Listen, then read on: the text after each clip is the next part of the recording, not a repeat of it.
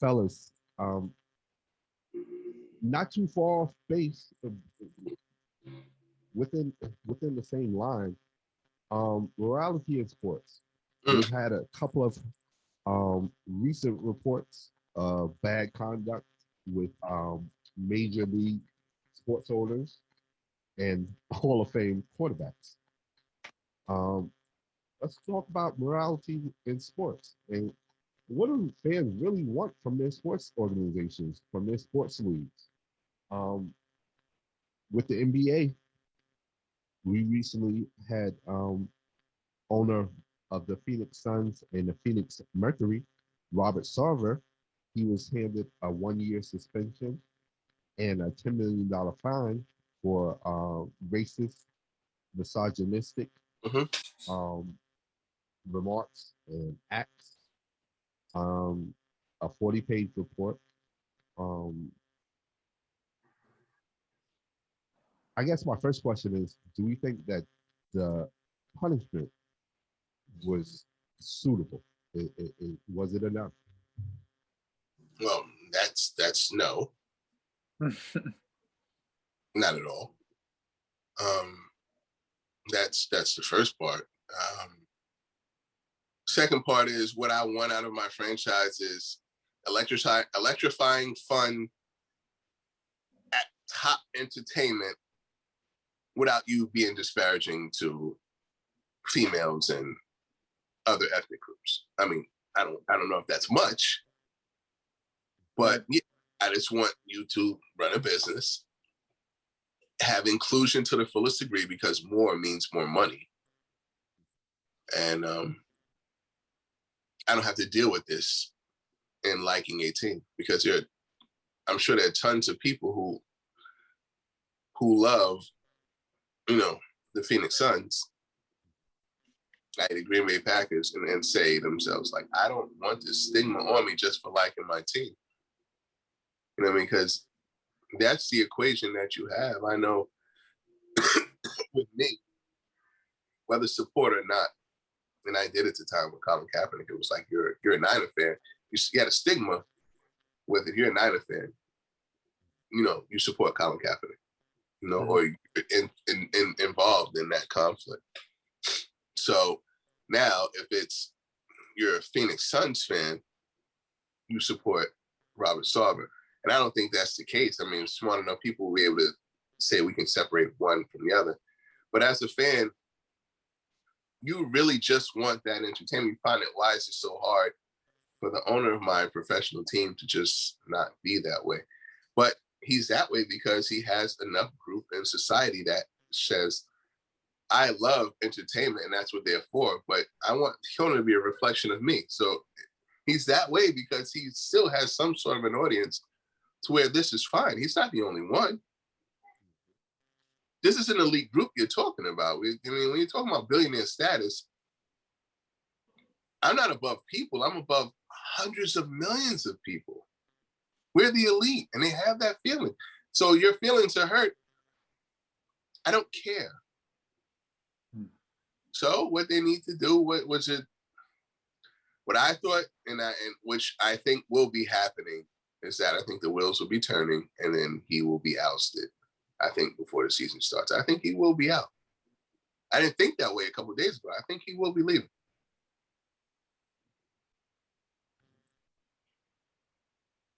I know for me personally, I'm uncomfortable with his life and power outside of basketball. You talk about this is a man that's on, I think, the Phoenix, Arizona's police diversity committee. Oh, right. This is a man that I believe he owns a couple of banks. You know, so I'm a little uncomfortable with him feeling the way he does and acting the way he does. Then he's in a position of power to affect people's lives in a real way, whether that be um, the And, minority and family coming in for a bank loan right. or person of color dealing with the police department. You know, he, he sits on those boards and stuff. So that's what I'm kind of uncomfortable with. But at the same time, I realized that Adam Silver might be right in what he said, in the sense that he can't take away his take. One of the misconceptions that people have is that Adam Silver took away the Clippers from Donald Sterling. He didn't do that. Donald Sterling's wife took the Clippers away from Donald Sterling because Donald Sterling, he was suspended from by the NBA, and at that time, Donald Sterling's wife took up ownership of the NBA. So that's why, hey, he was able to get ousted out of the NBA. No muss, no fuss. Adam Silver didn't have to decide that. The Clippers organization as a corporation, they decided that and said, hey, we're going to sell. Do you think he should be ousted? Huh? Do you think he should be ousted as an owner? Who's that? Robert Sarver?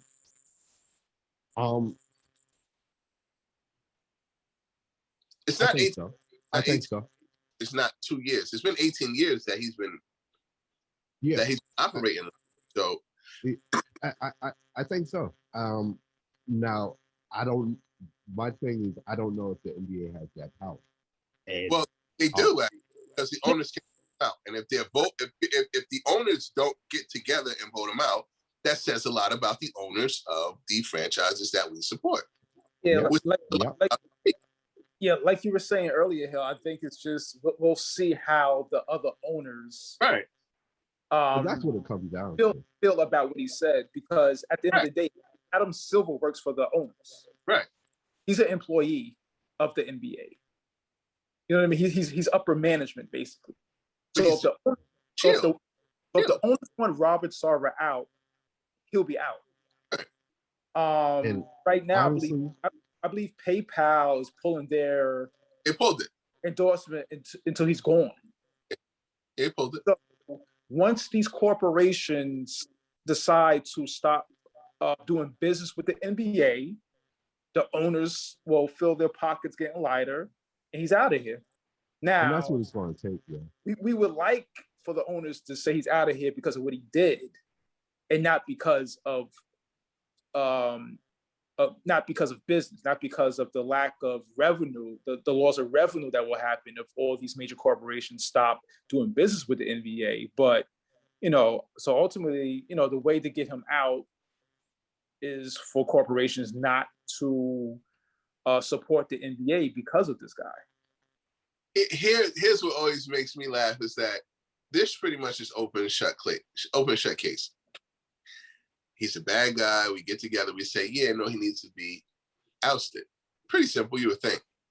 And I always think to myself, what would stop the other owners from ousting a misogynistic bigot? And what like them is that? That's my guy. But behind closed door, he's just like me. Exactly. 29 years. And we're here for a reason. And Robert might be a number 2 on the Schofield, on the Schofield level about how hot this could get. So if you're thinking like he's bad, wait till you do research and see some emails that I had. I don't want to have this as president for me to lose a multi-billion-dollar, company for the simple fact of I might have some skeletons in my closet. Well, that's the reason why I'm going to probably say, no, I don't think he should be ousted. But what does that say about this league? To me, it's clear. He said this 18 years, he should be gone. But if you don't do it, what does my owner have to hide? That's the way I look at it. If my owner of my team said, yes, I want him out, I'm fine. Right. But those that say no, I need to do more research into those organizations that say no. I mean, some really vile stuff has come out of Phoenix and has been coming out of Phoenix. Yeah, this story isn't actually, it's been at least 2 years. It's actually operating like this for 18 years. I just think it came to a head just now, but this has been going on. So, what you're alluding to, Hill, yeah, they've definitely been turning a blind eye to all of this, like you said, for 18 years. And this is where we have to give the media its flowers, because none of this would have been addressed if it hadn't been for ESPN article about the Phoenix Suns in the practices. So in that sense, hey, the media did its job in exposing something that a lot of people chose to just turn the other way and look the other way or sweep it under the rug, whichever saying you want to take. But this is where, hey, the media actually did its job. It did it what it's supposed to do. Now it's up to the players, to the corporations that support the NBA, to the fans that support the NBA to take it the next step. Like you were saying, huh? Right. Yeah, no. And I guess the other one is just enough saying. Do you guys even want to touch on the guy who took $6 million to build his daughter a volleyball court? Is that even worth even going into about the morality? We got to break. Since we're on the topic of scumbags, we'll go to another one. Brett Favre, your boy. Mr. Welfare? Yeah, I can't even. We were talking about this the other night. I can't with this guy. You're gonna steal from welfare to get your daughter a better volleyball court at her college at Mississippi State. In a nation poor in state, which is pouring out black water out the faucets. I mean, so many other things that money could go to in that state, in Mississippi. And remind me again, is she an Olympic hopeful of some kind? Is she going to be a professional volleyball player of some kind? Wouldn't matter. What's going? I'm getting that, but it wouldn't matter. Like he's literally robbing the poor and giving to the rich. It's crazy. Along with my man Fred DiBiase. And everybody has a. And sorry to say it, but this is an example of, hey, white privilege. You know, like thinking that you can just do it just because, and it's like, nah. Yeah. I just can't get over this, man. This is just out of control. Man. But you test it though. I mean, you want to see how far, quote unquote, that privilege is though. You know what I mean? Like you want to see, like, I have text messages, that's a smoking gun, voice messages, you know what I mean? A lot of, yeah. Oh, had the nerve to ask the governor, can the media find out about this? That's the rights in this situation. And a simple fact of, he wants it swept under the rug because he's saying, I'm paying everything back. The crime has been committed. You know what I mean? So, you know, the punitive damage, I'm fine because I think every penny should go back and should go to the rightful people who need that. Your state is broke, poor, uneducated, sick, dying of COVID, have some of the worst numbers. And yet you feel like paying back pays your penance. Yeah, no, it does to a point because you need to give all the money back. But you need to understand that this is wrong, so therefore jail time should follow. And to be clear, I believe he only paid portions of that back. Yeah, he's paying back, right. No, he's paying, I think he paid $1 million. Yeah. Stole 6 though. No, I get it. Still like five short. I totally get it. Where I mean, you're seeing the fact of COVID funds and welfare funds being misused. This seems like this was co-conspirated by the ex-governor from the top down, which means Mississippi has a lot more problems. And hopefully they'll get by it, which is bigger than actually Brett Favre. This is DOJ type stuff. And hopefully, you know, I mean, lengthy sentences that are handed down because that's what you need. You need harsh punishment to deter. You need to see the inside of a jail cell. No, you need harsh punishment to deter this. I mean, that's the reason for it.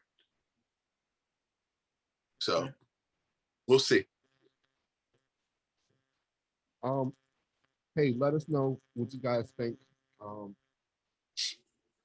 is there morality in sports? How do you want your teams to be when it comes to these questions of morality? Hit us up on social media: Facebook, Instagram, TikTok, YouTube, or email us directly at WeNeeda5th@gmail.com.